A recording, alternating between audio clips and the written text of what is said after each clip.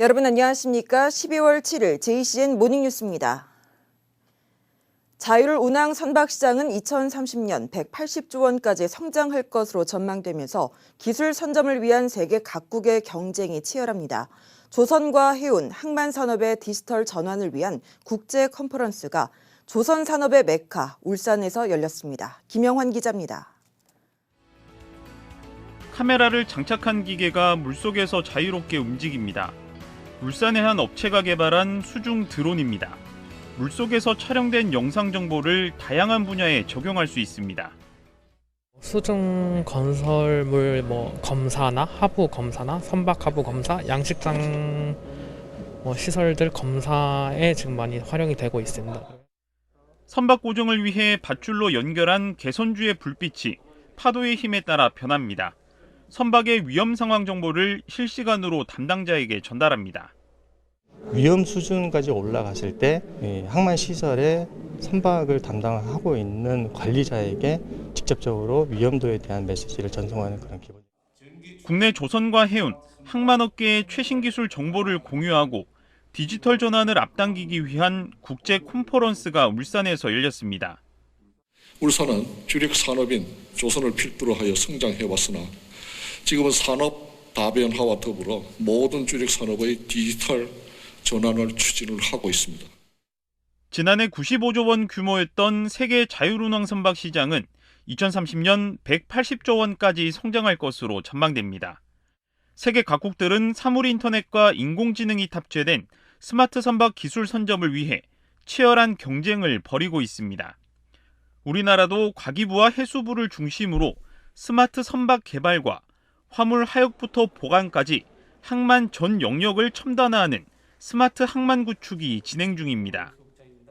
이렇게 만들어진 디지털 혁신 생태계가 각 나라와 경쟁할 때 우리나라 산업에 특히 이 울산 지역의 경쟁력이 원천이 될 것이라고 믿어 의심치 않습니다. 국내 조선업계와 해운항만업계는 스마트시 플랫폼 공동구축에 협력하는 협약도 맺었습니다. 국제표준에 부합하는 기술 개발과 동반 성장을 통해 국내 스마트십 기술력을 향상시키겠다는 방침입니다. JCN 뉴스 김용환입니다. 현대중공업 노사가 올해 임단협의 잠정 합의에 어제로 예고됐던 조선 3사의 공동파업은 유보됐습니다. 현대중공업 노사는 지난 5일 밤을 새우는 마라톤 교섭 끝에 기본급 8만 원 인상과 경력금 350만 원, 정년퇴직 생산기술직의 기간제 채용 인원을 늘리는 등의 잠정 합의안을 도출했습니다. 노조는 내일 전체 조합원을 대상으로 잠정 합의안에 대한 찬반 투표를 벌일 예정이며 현대미포조선과 현대삼호중공업사 측은 아직 교섭안을 제시하지 않은 상태입니다. 화물연대 총파업이 14일째 이어지는 가운데 민주노총 건설노조가 내일부터 동조파업에 나섭니다. 건설노조 부울경지역본부는 어제 울산 태화강역 광장에서 동조파업 기자회견을 열고 화물연대 파업의 투쟁 동력을 이어가기 위해 내일부터 레미콘과 펌프카 기사들이 동조파업에 돌입한다고 밝혔습니다.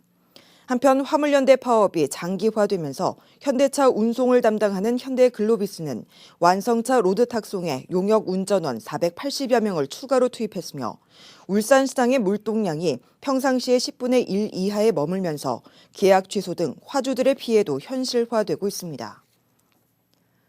울산시가 광역시 가운데는 처음으로 문화체육관광부의 제4차 법정 문화도시로 지정됐습니다.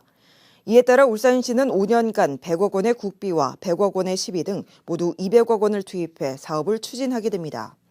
울산시는 이번 문화도시 계획에서 5개 구군의 특색 있는 문화 프로그램으로 자치구의 특성을 살리면서 울산시 전체를 관통하는 태화강을 매개로 하는 광역형 문화도시의 모델을 제시한 점에서 좋은 평가를 받은 것으로 알려졌습니다.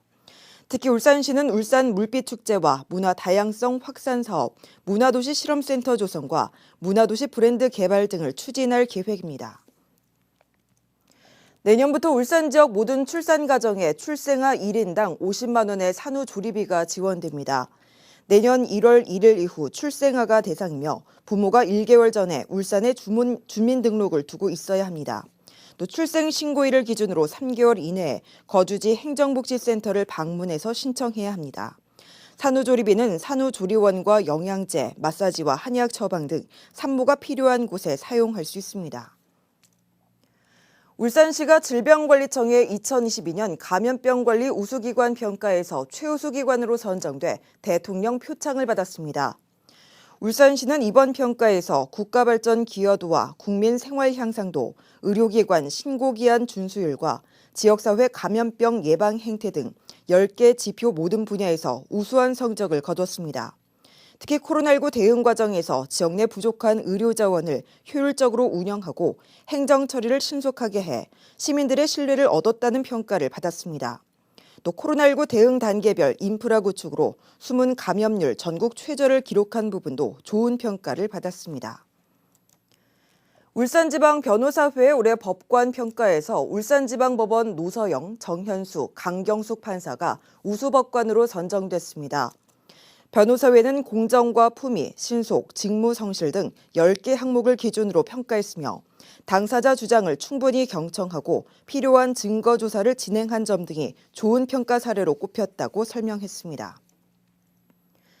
울산 축산농협은 어제 울주군 두서면 KCC 산업단지 내에 건설된 완전 혼합 발효 사료 공장 준공식을 가졌습니다. 이 사료 공장은 94억 2천만 원이 투입돼 건축 면적 5천여 제곱미터 규모로 건립됐습니다. 공장은 내년 1월부터 하루 130톤의 섬유질 배합 사료를 생산하게 되며 이는 2천여 농가에 한우 3만 7천여 마리를 먹일 수 있는 양입니다. 울산시는 지역 농가의 사료비 부담이 30% 정도 절감될 것으로 기대하고 있습니다.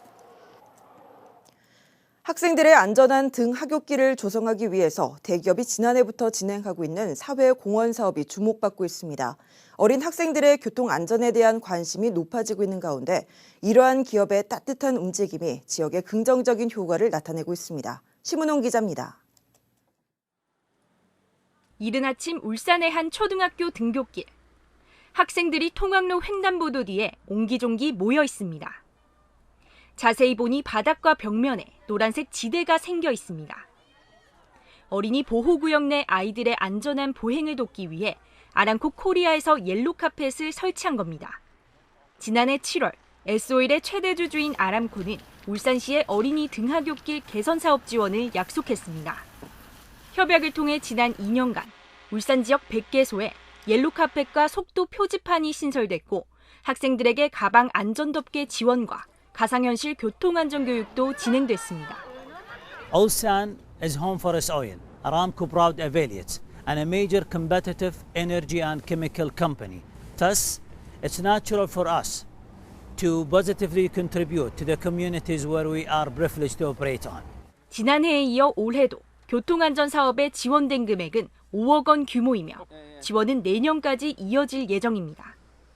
해당 사업을 함께 주관하는 울산사회복지협의회는 앞으로도 울산의 교통 안전을 위해 다양한 인프라를 구축해 나가겠다는 계획입니다. 작년에 이어 두 번째로 사업을 하고 있습니다. 앞으로도 교통 안전을 위해 다양한 인프라를 구축하여 울산사회복지협의회는 울산사회를 안전하기 위해 최선을 다하겠습니다. 기업의 이윤 추구와 동시에 사회적 가치도 함께 지향하는 기업들의 자세가 지역사회의 긍정적인 효과를 불러일으키고 있습니다. JCN 뉴스 심은홍입니다. 울산시의회 교육위원회가 울산시 교육청의 내년도 예산 가운데 289억 5,800여만 원을 삭감했습니다. 주요 삭감 내역은 울산학생교육원 제주분원 설립비 200억 원과 어린이 독서체험관 설립 추진비 34억 7천만 원 등입니다. 시의회 교육위원회는 제주분원의 경우 공항 주변 소음과 환경적인 문제, 운영비 등 경제성을 지적했고 어린이 독서체험관의 경우 규모의 적정성 등을 이유로 들며 공유재산 관리 기획안 심사에서 삭제한 바 있습니다. 전교조 울산지부는 어제 성명을 내고 유초 중등 교육 예산 일부를 대학에 지원하는 고등평생교육 지원 특별회계 관련 법안을 처리할 것을 정부와 국회에 촉구했습니다. 전교조는 지방교육재정 교부금 일부를 대학에 줄 경우 울산시 교육청의 예산이 800억 원 정도 감소하게 된다며 그렇게 되면 유초 중등 교육의 부실화를 초래하고 대학 교육도 정상화시킬 수 없을 것이라고 지적했습니다. 아파트 신축 부지를 대부분 확보한 것처럼 허위 광고를 해 조합원을 모집한 분양 대행업체에 법원이 조합원들의 손해를 전액 배상하라고 판결했습니다. 울산지법 정재우 부장판사는 울주군의 한 지역주택 조합원 163명이 분양 대행업체를 상대로 제기한 손해배상 청구 소송에서 원고들의 손을 들어주며 5억 7천만 원을 배상하라고 명령했습니다.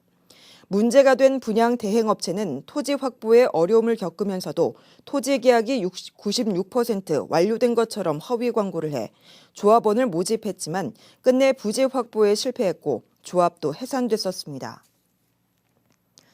울산의 아파트 경매 낙찰가율이 3년 만에 70%대로 떨어졌습니다. 법원 경매 전문기업 지지옥션에 따르면 지난달 울산의 아파트 경매 낙찰가율은 전달 대비 7.9%포인트 하락한 79.9%를 기록하며 지난 2019년 11월 이후 처음으로 80% 선이 무너졌습니다. 반면 지난달 울산의 아파트 경매 건수는 전달보다 19건이 늘어난 77건으로 지난 9월 이후 2달 연속 증가했습니다. 비상구를 폐쇄하거나 훼손한 다중이용시설 7곳이 울산 소방본부의 단속에서 적발됐습니다. 울산 소방본부는 지난 2일 다중이용시설 71곳을 대상으로 일제 단속을 실시한 결과 다중이용시설 7곳에서 비상구 폐쇄와 훼손, 불법 증축 등 9건의 위반 행위를 적발했다고 밝혔습니다. 소방본부는 이 가운데 5건에 대해서는 300만 원 이하의 과태료를 부과하고 3건은 관계기관에 통보, 1건은 시정조치 명령을 내리기로 했습니다. 울주군에서 일어난 만세운동과 독립운동을 재조명하는 울주군 독립만세운동사 책자가 발간됩니다. 울주군은 어제 관련 용역 최종 보고회를 열고 울산 최초의 만세운동인 언양 4.2 만세운동과 남창 4.8 만세운동 등 울주군의 독립운동을 비롯해 독립운동가들의 활동과 의병 항쟁 등을 연구한 내용을 책으로 발간하기로 했습니다. 책자는 3,500만 원의 사업비로 내년 초에 750부가량 발간하게 되며 역사교육 자료로 활용할 수 있도록 학교 등에 보급될 예정입니다. 중구청이 겨울철 버스 승강장의 난방을 위해서 올해도 바람막이와 온열 의자를 추가로 설치했습니다. 중구청은 지난달 지역 내 버스 승강장 85곳에 바람막이를 달았고 40곳에 온열 의자 51대를 추가 설치했습니다. 중구청은 온열 의자의 경우 지난해까지 설치된 곳까지 합쳐 모두 버스 승강장 61곳에 83대가 설치됐으며 내년 3월까지 운영할 예정이라고 밝혔습니다. 민주평화통일자문회의 울산 남구협의회 4분기 정기회의가 어제 남구청에서 열렸습니다. 회의에서는 평화와 통일정책에 대한 이해와 공감대를 형성하고 남북관계 정상화와 평화의 한반도 건설을 위한 대내외 정책 추진 방안에 대해 논의했습니다. 이어 평통협의회는 어제 남구청 광장에서 탈북민과 취약계층을 위해 쌀 400포를 전달하는 평화의 쌀 나눔 행사도 함께 개최했습니다. JCN 모닝뉴스를 마칩니다. 함께해 주신 여러분 고맙습니다.